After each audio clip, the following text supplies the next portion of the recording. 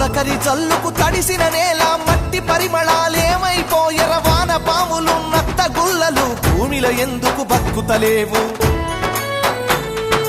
పత్తి మందుల గత్తర వాసన రాయి పంట పొలాలల ఆ మిట్టికి తెచ్చిన అప్పే కట్టాయే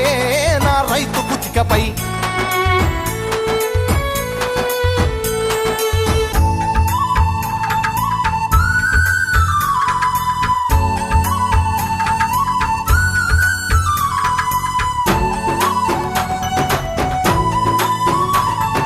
హరిశ్చంద్రపద నాటకాల పంతులారు మోనియం చెదలు పట్టినది యక్షగానము నేర్పే పంతులు ఉప్పరి పనిలో తట్టబట్టినడు